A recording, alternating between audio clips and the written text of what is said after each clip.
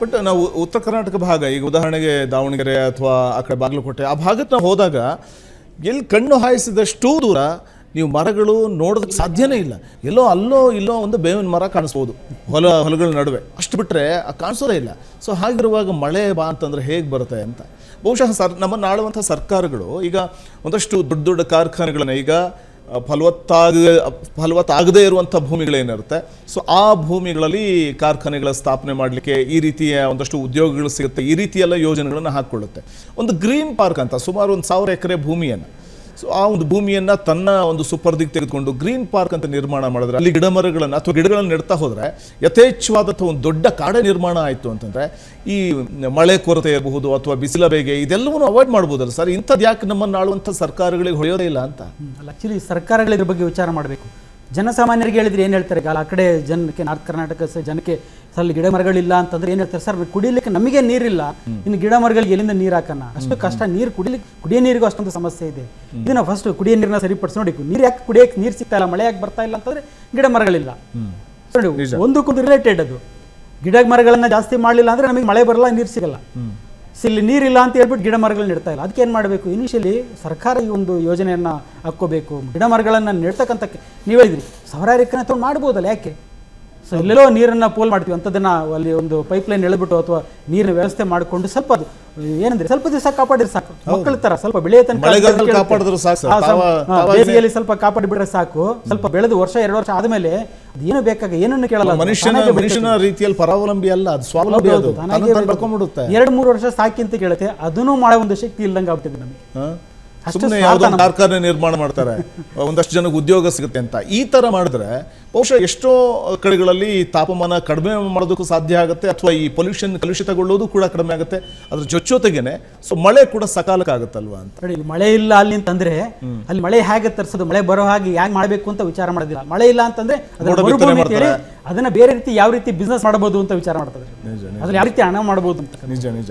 ಈ ನೀರಿನ ಬಗ್ಗೆ ಹೇಳ್ತಾ ಇದ್ರಿ, ಅಂದ್ರೆ ಈ ಕುಡಿಯೋ ನೀರಿನ ಸಮಸ್ಯೆ ಅಂದ್ರೆ ಶುದ್ಧ ಕುಡಿಯೋ ನೀರನ್ನ ಪೂರೈಕೆ ಮಾಡುವ ವಿಚಾರದಲ್ಲಿ ಕೂಡ ಫೇಲ್ಯೂರ್ ಆಗ್ತಿದವ ಅಂತ ನಮ್ಮನ್ನು ಆಳುವಂಥ ಸರ್ಕಾರಗಳು. ನಾನು ಪದೇ ಸರ್ಕಾರಗಳ ವಿಚಾರ ಯಾಕೆ ಮಾತಾಡ್ತೀನಿ ಡಾಕ್ಟರ್ ಹತ್ರ ಅಂತಂದ್ರೆ ಸಹಜವಾಗಿಯೇ ಇದೆಲ್ಲವೂ ಕೂಡ ಬರುತ್ತೆ. ನಾವು ಉತ್ತರ ಕರ್ನಾಟಕದಲ್ಲಿ ಬೇಸಿಗೆ ಅಂತ ಬಂದಾಗ ಕಿಲೋಮೀಟರ್ ಗಟ್ಟಲೆ ಬಿಂದಿಗೆ ತಗೊಂಡೋಗಿ ನೀರು ತರುವಂಥದ್ದು ನಾವು ನೋಡ್ತಾ ಇರ್ತೀವಿ ಕಣ್ಣಾರೆ. ಅವ್ರ ಪರಿಸ್ಥಿತಿಗಳನ್ನು, ಅವ್ರ ಭಾವನೆ ನೋಡ್ತಿರ್ತೀವಿ. ದುಡ್ಡು ಕೊಟ್ಟು ನೀರು ತರಬೇಕು. ಇವತ್ತಿನ ಜಲ್ ಜೀವನ್ ಮಿಷನ್ ಯೋಜನೆ ಇರ್ಬೋದು, ಇವೆಲ್ಲವೂ ಕೂಡ ಅಥವಾ ಶುದ್ಧ ನೀರಿನ ಘಟಕಗಳು ಎಷ್ಟೋ ಕಡೆಗಳು ಕೆಟ್ಟು ಹೋಗಿವೆ, ಅಥವಾ ಜಲ್ ಜೀವನ್ ಮಿಷನ್ ಯೋಜನೆ ಸರಿಯಾಗಿ ಸಮರ್ಪಕವಾಗಿ ಆಗ್ತಾ ಇಲ್ಲ.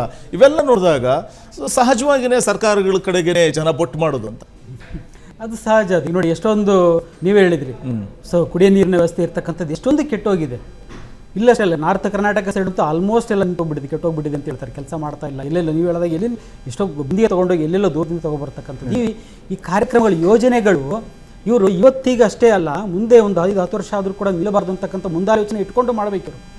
ಸೊ ಏನಾಗಿದೆ, ಏನೇ ಒಂದು ಸರ್ಕಾರದ, ಯಾವುದೇ ಒಂದು ಸರ್ಕಾರ ಆಗಿರಲಿ, ಸರ್ಕಾರದ ಯೋಜನೆಗಳು ಅಂತಂದರೆ ಈಗ ಯಾವ ರೀತಿ ಮಾಡಬೇಕು, ಈಗ ಯಾವ ರೀತಿ ಅದರಿಂದ ನಾವು ದುಡ್ಡು ಮಾಡಬೇಕು ಅನ್ನೋತಕ್ಕಂಥದಕ್ಕೆ ಸೀಮಿತವಾಗಿದೆ ಹೊರತು ಇದು ಜನರಿಗೆ ಎಷ್ಟು ಯೂಸ್ ಆಗುತ್ತೆ, ಬೇಸಿಗೆಯಲ್ಲಿ ಯಾವ ರೀತಿ ತೊಂದರೆ ಆದರೆ ಯಾವ ರೀತಿ ಸರಿಪಡಿಸಬೇಕು, 10-20 ವರ್ಷ ಆದರೂ ಕೂಡ ನಿಲ್ದಾಗ ಇದನ್ನು ಯಾವ ರೀತಿ ಮೇಂಟೈನ್ ಮಾಡಬೇಕು, ನೀರು ಖಾಲಿ ಆಗದಲ್ಲಿ ನೆಲದಲ್ಲಿ ನೀರು ಖಾಲಿ ಆಗದಾಗ ಹೇಗೆ ನಾನು ಏನೇನು ಮಾಡಬೇಕು ಅಂತಕ್ಕಂಥ ಮುಂದಾಲೋಚನೆ ನನ್ನ ಪ್ರಕಾರ 1% ಇಲ್ಲ. ಇಲ್ಲ ಒಂದು ಕಡೆ ಬೋರ್ ಕೋರ್ಸ್ ಅಲ್ಲಿ ಮಾಡಿರ್ತೀರಾ ಅಂತ ಅಂದ್ಕೊಳ್ಳಿ. ಸೊ ಕುಡಿಯೋ ನೀರಿನ ವ್ಯವಸ್ಥೆ ಮಾಡಿರ್ತೀರಾ, ಫಿಲ್ಟರ್ ಹಾಕಿರ್ತೀರಾ, ಸರಿ ಬೇಸಿಗೆಯಲ್ಲಿ ಕಮ್ಮಿ ಆದಾಗ ಏನು ಮಾಡಬೇಕು ಅನ್ನೋದೇನಾದರೂ ಅಲ್ಲಿ ಪ್ಲಾನ್ ಮಾಡಿರ್ತೀರಾ ಅಂತ ಪ್ಲಾನ್ಸ್ ಆಗಿರೋದು. ನಿಜ. ಬೇಸಿಗೆ ಸಂದರ್ಭದಲ್ಲಿ ಮಕ್ಕಳ ಆರೋಗ್ಯವನ್ನು ಯಾವ ರೀತಿ ಕಾಪಾಡಿಕೊಳ್ಬೇಕಾಗುತ್ತೆ ಅಂತ ಪೋಷಕರಾದಂಥವ್ರು. ಸೊ ಮಕ್ಕಳು ಈಗ ಅಂತ ಡಿಫ್ರೆನ್ಸ್ ಆಗಲ್ಲ ಸರ್, ಯಾಕಂದ್ರೆ ಮುಂಚೆ ಎಲ್ಲ ಇರ್ತಾ ಇತ್ತು. ಮಕ್ಕಳು ಅಂತಂದರೆ ಹೊರಗಡೆ ಆಟ ಆಡ್ತಾ ಇದ್ರು, ಮನೇಲೇ ಇರ್ತಾ ಇರಲಿಲ್ಲ ಮಕ್ಕಳು, ಹೊರಗಡೆ ಆಟ ಆಡ್ತೀವಿ. ಈಗ ಹೊರಗಡೆ ಆಟ ಆಡೋ ಮಕ್ಕಳು ಸಿಗಲ್ಲ. ನಿಮ್ಮ ಮನೇಲಿ ಮೊಬೈಲ್ ಇಟ್ಕೊಂಡು ಆಟ ಆಡ್ತಕ್ಕಂಥ ಮಕ್ಕಳು, ಸೊ ಮನೇಲಿ ಫ್ಯಾನ್ ಕೆಳಗಡೆ ಅಥವಾ AC ಕೂತ್ಕೊಂಡು ಆಟ ಆಡ್ತಕ್ಕಂಥ ಮಕ್ಕಳು.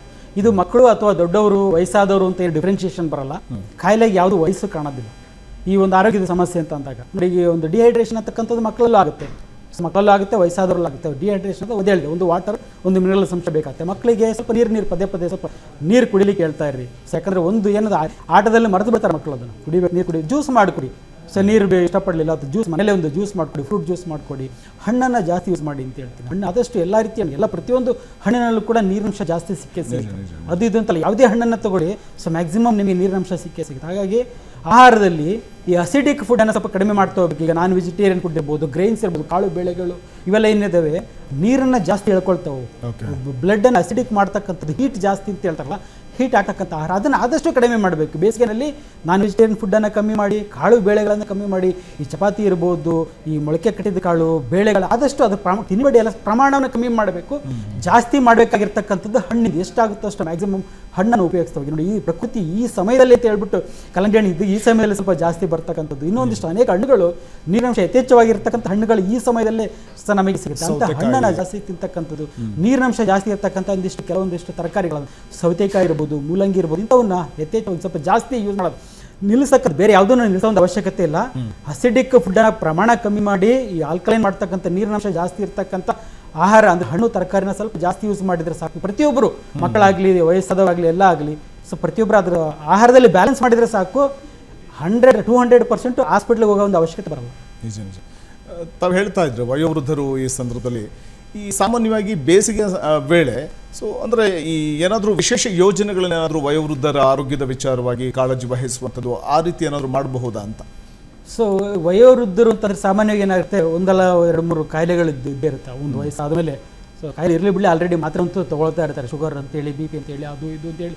ಸೊ ಕೆಲವೊಂದಿಷ್ಟು ಮಾತ್ರೆ ತೊಗೊಳ್ತಾ ಇರ್ತಾರೆ. ಹಾಗೇನು ನೋಡಿದ್ದೆ ನಾನು ಹೇಳಿದಲ್ಲ, ಫುಡ್ಡಲ್ಲಿ ಯಾವ ರೀತಿ ಅಸಿಡಿಕ್ ಆಗುತ್ತೋ, ನಾವು ಜಾಸ್ತಿ ಹೈ ಪ್ರೋಟೀನ್ ಡಯಟ್ ಯೂಸ್ ಮಾಡೋ ಫುಡ್ ಯೂಸ್ ಮಾಡಿದಾಗ ಬ್ಲಡ್ ಅಸಿಡಿಕ್ ಆಗಿಬಿಟ್ಟು ನಮ್ಮದು ಡಿಹೈಡ್ರೇಷನ್ ಜಾಸ್ತಿ ಆಗುತ್ತೆ ಅಂತಿಲ್ಲ. ಅದೇ ರೀತಿ ಈ ಮಾತ್ರೆಗಳನ್ನು ಅವಶ್ಯಕತೆ ಇದೆಯೋ ಇಲ್ಲೋ ಮಾತ್ರೆ ಅಂತೂ ನುಂಗ್ತಾ ಇರ್ತಾರೆ ಒಂದು ವಯೋವೃದ್ಧರು ಅಂತ ಅಂದಮೇಲೆ. ಆ ಮಾತ್ರೆ ತೊಗೊಳೋದ್ರಿಂದನೂ ಕೂಡ ಈ ಡಿಹೈಡ್ರೇಷನ್ ಸಮಸ್ಯೆ ಹೆಚ್ಚಾಗುತ್ತೆ. ಈ ಬಿ ಪಿಗೆ ಅಂತ ಕೊಡ್ತಕ್ಕಂಥ ಅನೇಕ ಮಾತ್ರೆಗಳಲ್ಲಿ ಡೈಯೂರೆಟಿಕ್ ಇರುತ್ತೆ, ಅಂದರೆ ಯೂರಿನ್ ಔಟ್ಪುಟನ್ನು ಸ್ವಲ್ಪ ಜಾಸ್ತಿ ಮಾಡ್ತಕ್ಕಂಥದ್ದು. ಏನಾಗಿರುತ್ತೆ, ಒಂದು ಬಿಸಿಲಿಂದ ಬೆವರಿನಲ್ಲಿ ನೀರಿನಂಶ ಕಮ್ಮಿ ಆಗ್ತಾ ಇರ್ತದೆ ನನಗೆ. ಎರಡನೇದಾಗಿ ಇವ್ರು ತೊಗೊಳ್ಳೋ ಮಾತ್ರನೂ ಯೂರಿನ್ ಔಟ್ಪುಟ್ ಮೂತ್ರನ ಜಾಸ್ತಿ ಮಾಡಿ ಅಲ್ಲಿ ಕೂಡ ಡಿಹೈಡ್ರೇಷನ್ ಮಾಡ್ತದೆ. ಇವೆರಡೂ ಸೇರಿಬಿಟ್ಟು ವಯಸ್ಸಾದವರಲ್ಲಿ ಮಾತ್ರೆ ತಗೊಳ್ಳೋದ್ರಿಂದ ಈ ಆರೋಗ್ಯ ಸಮಸ್ಯೆ, ಅದರಲ್ಲೂ ಬೇಸಿಗೆನಲ್ಲಿ ಜಾಸ್ತಿ ಆಗ್ತಕ್ಕಂಥ ಸಾಧ್ಯತೆ ಇರ್ತದೆ. ಹಾಗಾಗಿ ಅವರೊಂದು ಸ್ವಲ್ಪ ಇನ್ನೊಂದಿಷ್ಟು ಜಾಸ್ತಿ ಪ್ರಮಾಣದಲ್ಲಿ ನೀರನ್ನು ಕುಡಿಬೇಕಾಗ್ಬೋದು.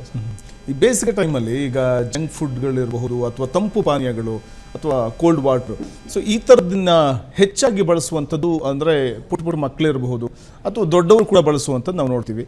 ಸೊ ಇದು ಎಷ್ಟು ಮಟ್ಟಿಗೆ ಗಂಭೀರ ಪರಿಣಾಮ ಬೀರುತ್ತೆ ಇಂತಹ ಸಂದರ್ಭದಲ್ಲಿ ಅಂತ ಅನ್ಸುತ್ತೆ ದೇಹದ ಮೇಲೆ?